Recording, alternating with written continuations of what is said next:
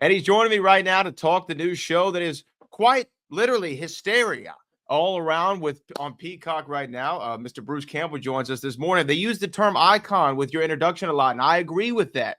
The icon, Bruce Campbell. You know, those are your words. Those are not mine. I prefer working actor. I'll take that.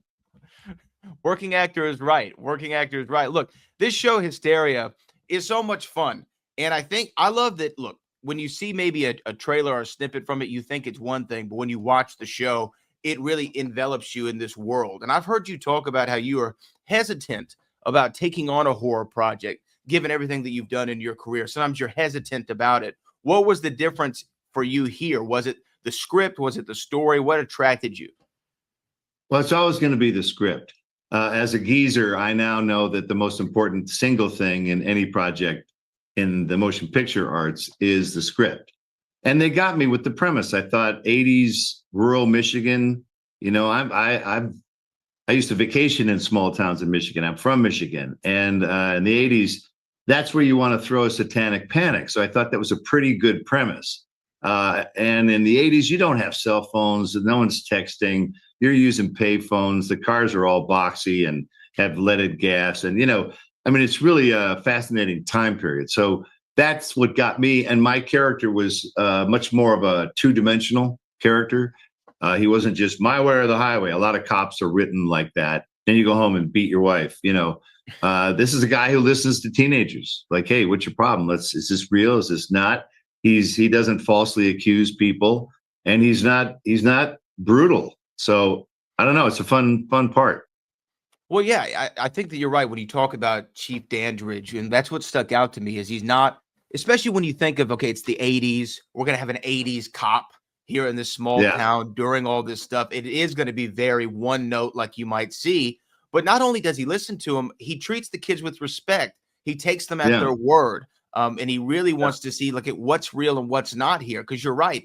In 2024, someone's going to have it on this. We're going to see a picture. We're going to see a video. All the evidence is going to be kind of contained within that. But he has to really use his cop instincts. And it's more than just like that one note. The problem is it goes beyond his cop instincts. And that's where the fun is with this show, that, hey, this might be real because weird stuff is happening to him, too, as the chief of frickin' police. You know, these shouldn't be happening to the head dude. And so it really shakes his foundation, which is good, because if you scare a cop, theoretically, that's scary. Cops don't rattle easily, but this town is facing something it has never seen before. And I think, if I live in a small town in Oregon, I think to myself, what if we had a satanic panic here? We'd be in trouble, man. We couldn't handle it. And for people who might not remember during that time in the 1980s, you know, you're talking, I think things were a little bit different back then, just even in film. Even in the culture, it was you know, Ronald Reagan. It was good and bad. It was war on drugs. It was yes sir, no ma'am. The Satanic Panic. If you can kind of put people back into that, what that really meant. I think it's a pushback.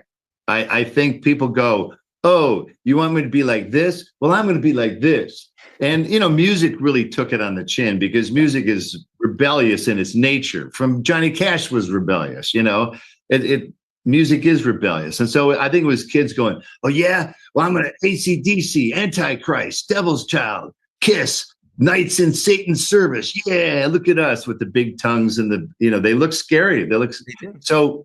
If I was of a persuasion where I was very concerned about the devil, that would concern me greatly, and it did for a while. And kind of weird that I don't know that anyone can find the spark of it. When did it happen? When was the first sighting? When was the first satanic ritual discovered? And they found out years later through all these court cases, it was smoke and mirrors.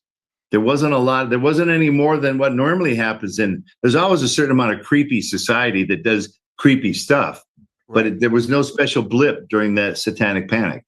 Yeah, it just got a lot of press, you know, from back in the day. And I remember, like, I mean, and every kid too. I mean, everyone had the record. You know, I remember my friend's dad had the record. It's like, oh, if you play Dark Side backwards, you hear a message or whatever it is, right? I mean, everybody goes through this. I heard you tell a story, you know, early on in your career, first television role on Knots Landing. Yeah. You're doing one take, the lighting isn't there, no one's really guiding you and walking you through how to do this. But now here No. you find yourself a veteran of the stage and screen, and you are working with these young people. Do you go up to them and give them any like little small tools of the trade at all, or do they come to you and seek advice? And how do you feel about kind of being in that position? Every actor's different. Modern actors, they're pretty good. This cast is wonderful. The teens are all great and really fun. And look, hey, they're all the synapses are firing. They can memorize their lines if they wanted to. So I try and just be an example. Just get there when they ask you to get there and know your lines. Have a plan. Have a clue. Try and be pleasant in your day, and let's get out of here. Let's not make a big federal case out of this. So it's just that I try and be lean in my work and try and turn in what I call good dailies.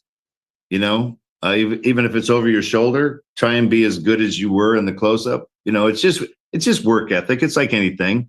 You can't be a bum at what you do. You got to show up. You got to wear a tie. You got to sit up in your chair. So it's that, but it's a fun cast, and I think they like to be there. And a lot of them learned the whole music thing. I couldn't do that. I did a couple of roles where I played a country western dude, and I never picked up a guitar or anything. And actors are supposed to, Right. Yeah. You're playing it like you know what you're doing. But you know what, Bruce, you do know what you're doing. You've given us so many great roles over the years. I'm a huge fan of yours, and Burn Notice especially was one of my favorite shows. So thank you so much for taking the time this morning. Congratulations on Hysteria. I hope everybody watches it and enjoys it. Thank you. Here's to season 2, where we finally figure out what's going on. Hey, we got to figure it out. We got to figure it out, Bruce. Season 2, season 20. I want to see it all. But thanks again for joining us this morning. Thank you. Appreciate it.